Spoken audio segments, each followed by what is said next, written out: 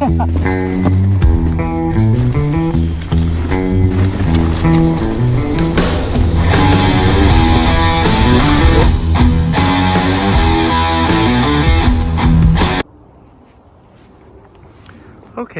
so this is my Canyon Spectral 29 CFR. Now I know there were two versions. There's one that's Shimano based, that's silver. I don't know if that's available in the US, but I'm not totally sure. It also has like RockShox components as well. This specifically is obviously spec'd with Fox factory suspension and then all SRAM components otherwise. That being said, essentially with all of the components, regardless of whether or not you're a SRAM or a Shimano person, they're all very good, right? So it has the XO1 axis, which is pretty awesome, coming from a GX cable, which honestly the GX cable was great and I had no complaints about it, but this is even better. It shifts very smoothly. It's pretty incredible. I don't really have anything bad to say about it. Just stay on top of the battery. I also have a spare battery in the car in case I didn't pay attention to the battery. The suspension, clearly that's top of the line suspension. Yes, I know that Kashima isn't fully necessary, but I think it looks awesome and it feels great. And I know it would feel just as good as RockShox or the Fox Performance Elite. That being said, once you get it set up for yourself, the bike feels awesome. Next, it had Code brakes, Code RSC brakes. I really like SRAM and I really liked the Code brakes. Today is my first ride on a new set of brakes. So I went and got the Hayes Dominion A4s.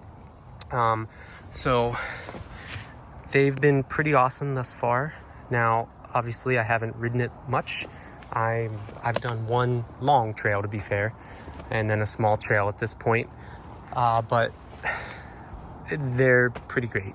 For those of you that don't know where I'm at, essentially the long trail is CCDH, which is a long enduro trail. I can't remember the mileage on it, but it drops, I believe, 2,000 feet-ish.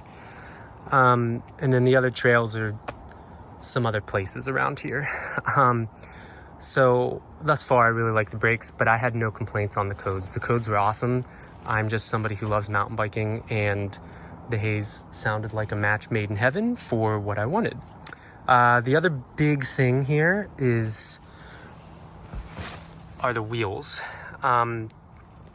So those wheels are DT Swiss's, one of their carbon trail rims. Going from pretty good aluminum ones to these carbon ones, my God, they're a game changer. They make your bike feel so much more rigid.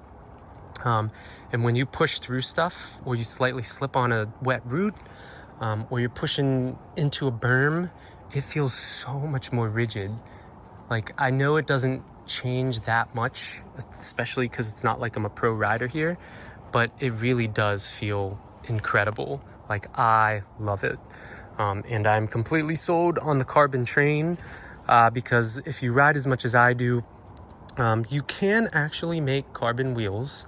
If you get the right brand that gives you a lifetime warranty, you can get carbon wheels, and that would be more cost effective than getting aluminum. But that's also assuming you break them or something else happens to them, which for me personally, I have messed up multiple aluminum wheels.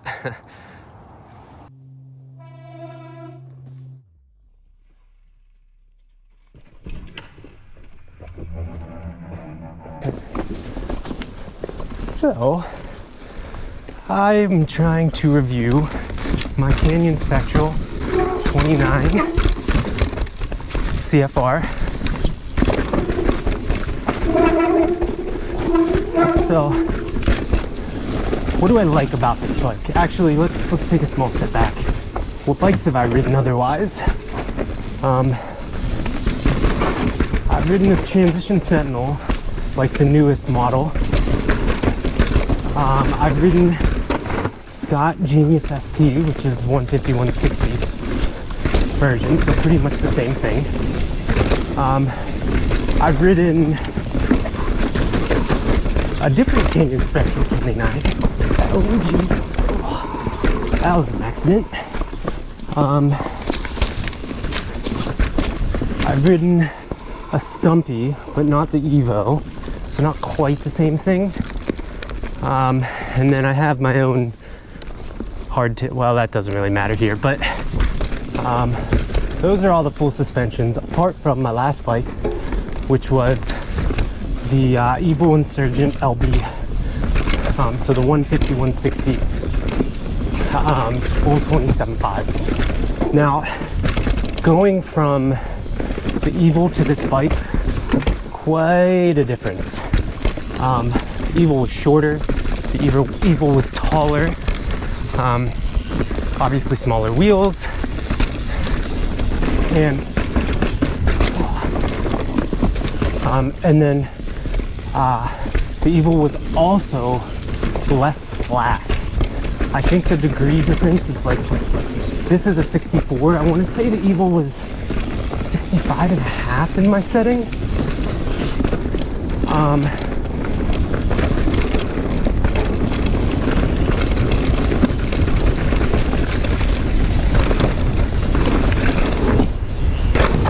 Nice, finally. So it is quite different. So the Evo, I can be incredibly agile with all of those general geometry changes. It was so much easier to change directions. Oh, I go over a crest and I'm a little offline. Simple lean, boom, I hit my line. Now, this is a bit harder to hit that line. However, I've had this bike since last October, so almost a year, and I have learned to ride it way better than I used to. You have to commit a little bit harder. You have to push into it a little bit harder.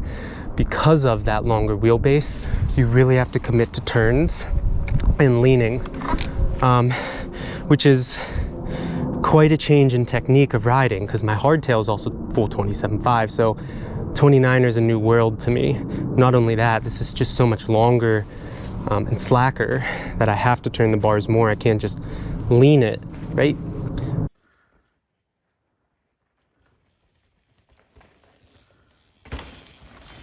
Yeah! Let's fucking go! Woo! That scared the shit out of me. By all intents and purposes, this bike is very similar to the Evo, but very different. So when I say similar, I mean its use case is pretty much the exact same. It's a burly trail bike or a lighter enduro bike.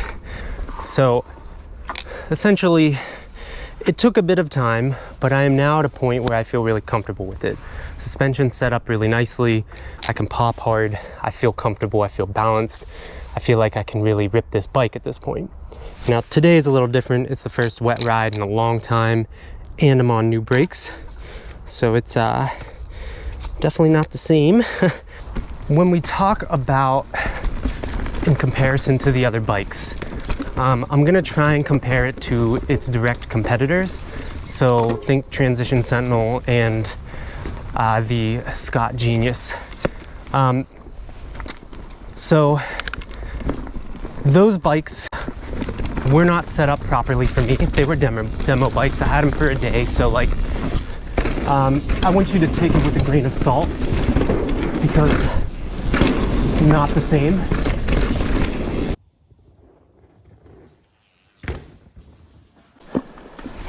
So I'll try to compare it to the Transition first.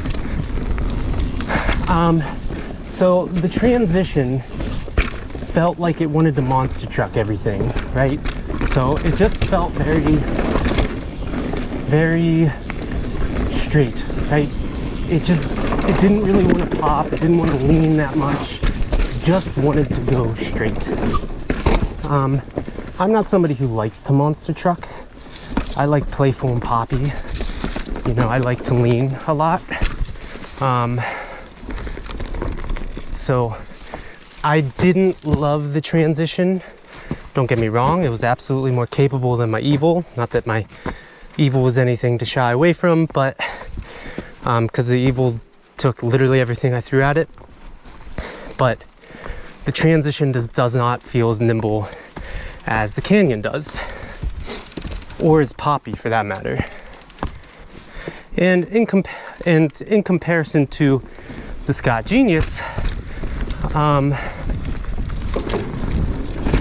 there's a jump up here. Good. Woo! Compared to the Scott Genius, which had much firmer suspension because it was set up, the last person who rode it, it was definitely heavier. It was very firm. So it felt incredibly poppy and incredibly agile. Now, I did take it on everything I could. So like light tech and flow, fast flow, but it felt really good pushing out of turns. The other bike that I forgot to mention was I have ridden the propane Tai. So essentially you're competing with a very similar bike in the Canyon because they're both direct to consumer and they both have very good pricing. Now, that being said, the propane was a little bit on the softer side because the last person who had ridden it was probably a bit lighter, or maybe they liked that soft, supple feel. The other thing is it also had a coil on it, and I like air suspension because it feels poppier.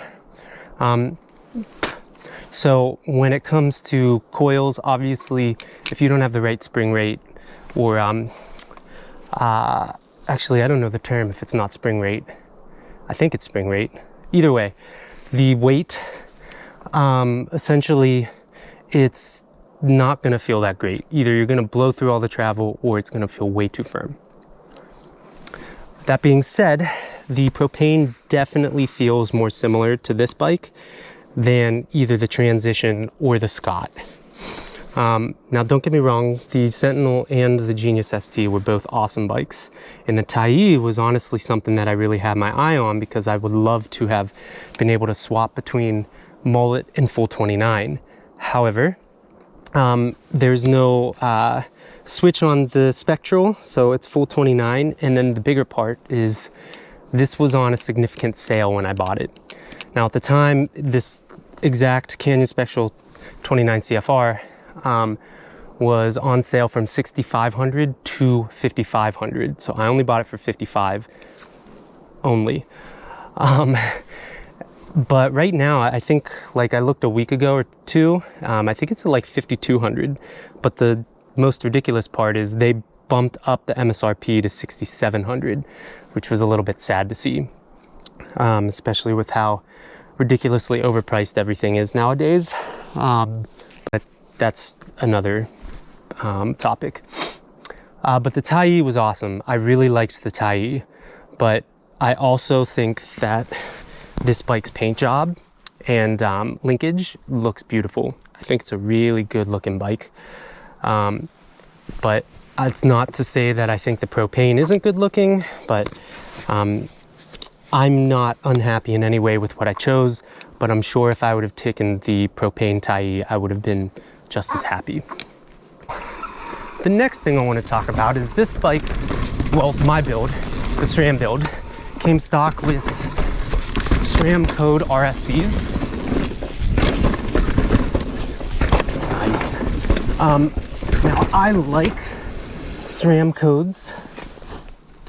We could do that. No. So I like SRAM codes a lot. They're probably my favorite brake. In between the whole like XT versus code or Shimano versus SRAM. That's not to say I don't like Shimano. I have XTs on my hardtail, right? And so I like the modulation. I like the moments of oh shit, you feel like you have a lot more control on the SRAM brakes than you do on the XTs, at least in my opinion. I understand that's a big box to open here. So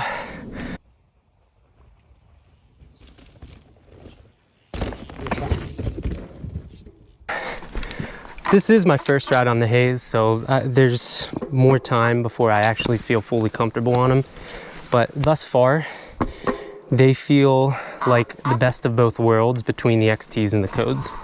The oh shit moments, I feel like I could squeeze harder and get more braking power, whereas on the XTs, it feels like you get to a point and it's super spongy and it's not really giving you any more power. On the codes, it feels like it continues to give you power even if you have to pull harder. Now, otherwise, obviously the XTs are very good. They're not bad. I mean, like, pros use them all the time. But just personally, I didn't love that feeling.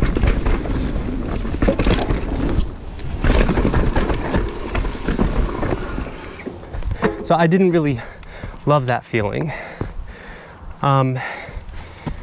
But otherwise, I mean, I like the XTs, right? I mean, there's a reason I have a pair of them. And I will say Shimano brakes are definitely easier to bleed than the Haze. The Haze were a pain in the ass. To be fair, I was learning. But I have heard with Haze from a buddy who rides very often and has Haze, he has not bled them in 2 years. So in theory, I shouldn't need to bleed them anytime soon. The Shimano bleed was incredibly easy, so that's cool. The codes are relatively similar to the Haze, but they're easier than the Haze brakes.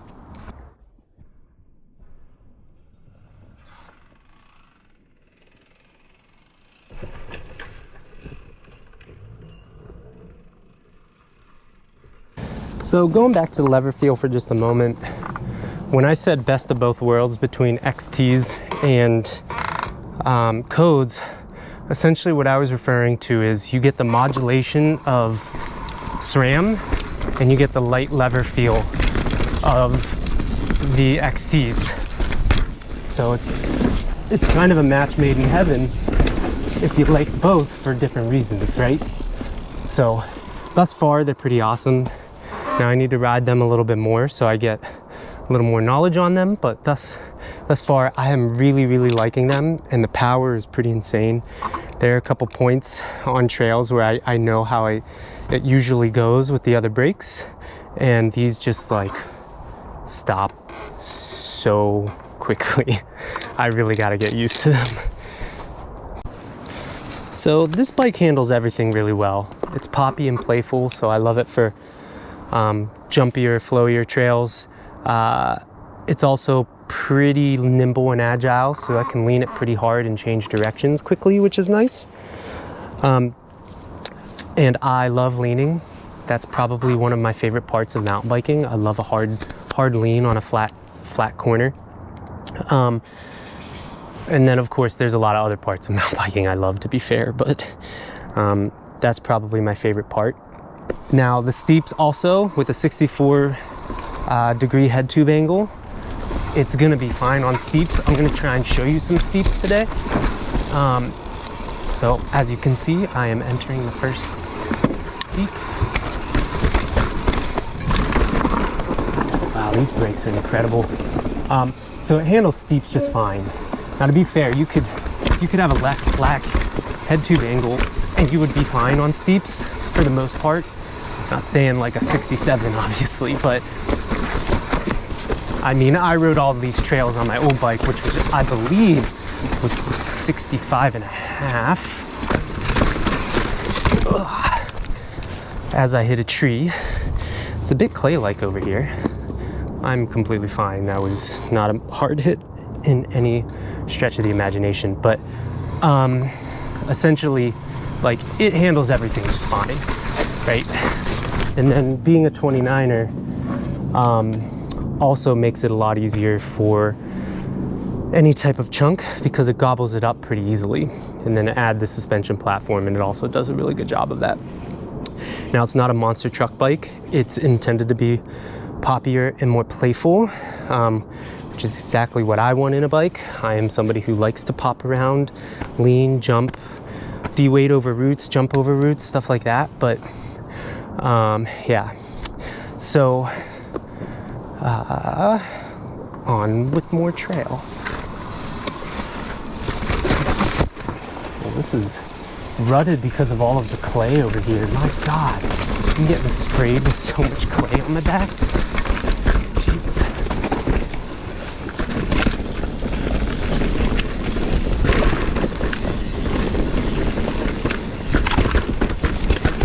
Now, to be fair, this bike isn't all perfect. I think one thing that's been pretty frustrating is I'm trying to learn to do all my maintenance myself, and I've gotten pretty far on it. The one thing I don't think I'm gonna do ever is get into any type of suspension. I want to just leave that to professionals. But I've done bleeds, I've replaced the headset, done stuff with bearing, well, not fully the bearing, just kind of making sure it's in place, re-greasing stuff. So I haven't like press fit a bearing or anything. I've done bottom bracket stuff, bled brakes, if I haven't already said that, I can't remember. The headset has been a huge pain in the ass. I'll insert a picture on what happened.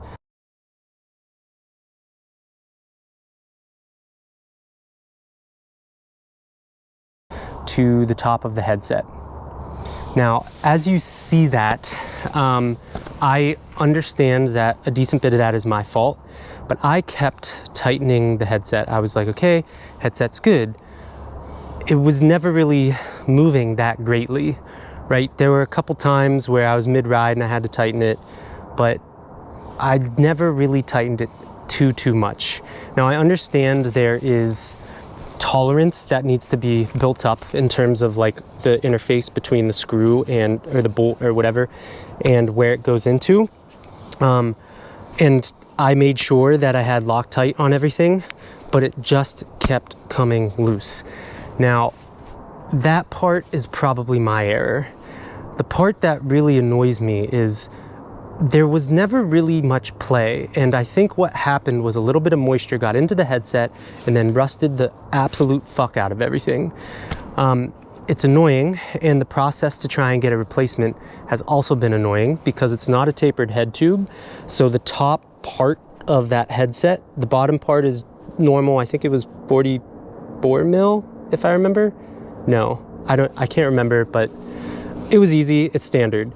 The top one has essentially, I don't know the term, but inside the bearing, there's like a metal clamp that clamps onto the steer tube. I don't know the name of that. I've even contacted Canyon and they have shown me what it was, but it's just been a little bit annoying. The other part of it is I got a couple of chips in the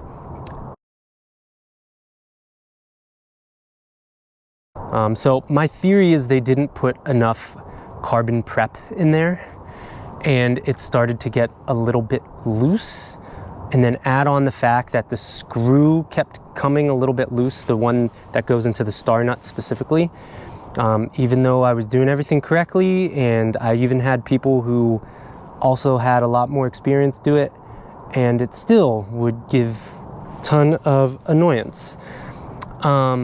So it is what it is, but as I learn more, it's way easier to deal with those things. So it comes out of the box more or less ready to go. You need to pay attention to the screws, of course, make sure everything, you keep torquing down a few times before you can have a little bit more peace of mind. Otherwise, it has been an awesome bike and I have loved everything about it.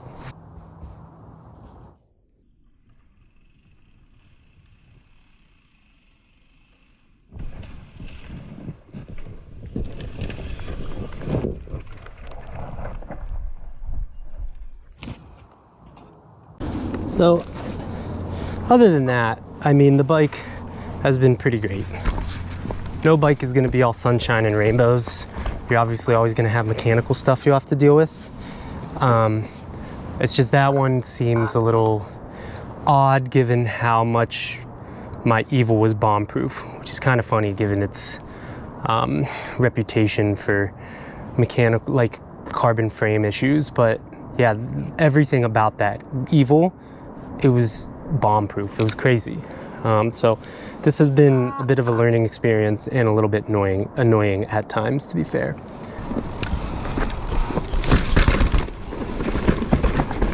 Man, it's so nice and like dry down here.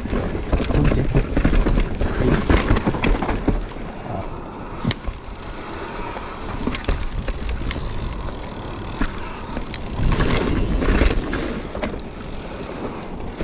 So this is more steeps. This is a little bit more intense. Actually, no, I think Gladys is more intense than Cool Train, honestly. No. Let me just see. There's a bunch of wood being used. Is it still fine? Yeah, it's fine.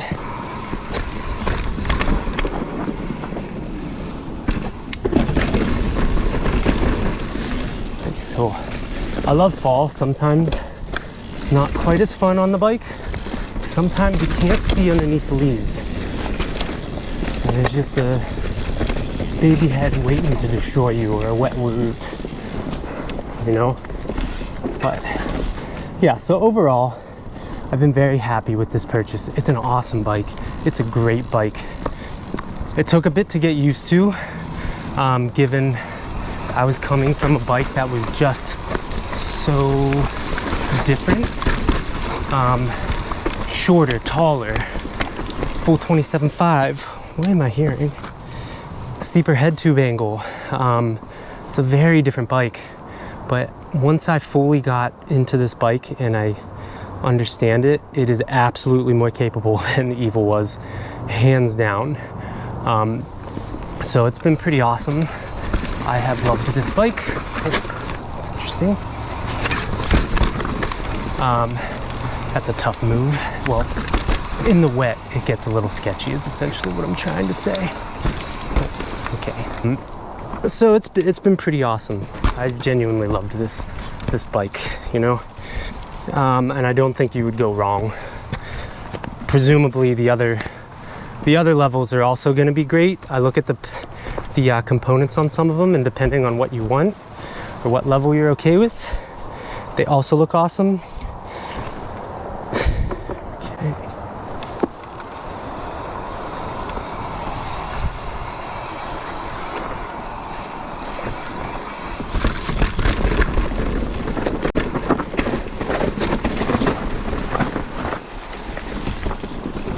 There we go. There's something about skinnies-ish. That's not even that skinny. It's really just a bridge that terrify the fuck out of me. I just instantly freak out. Okay, now here's a little bit more of a trail-esque section.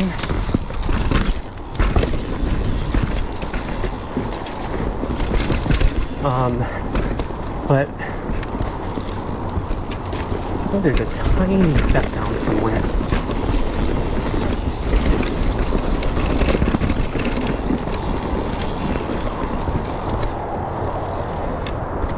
But yeah, so to be fair, I don't think you could go wrong with any of those bikes.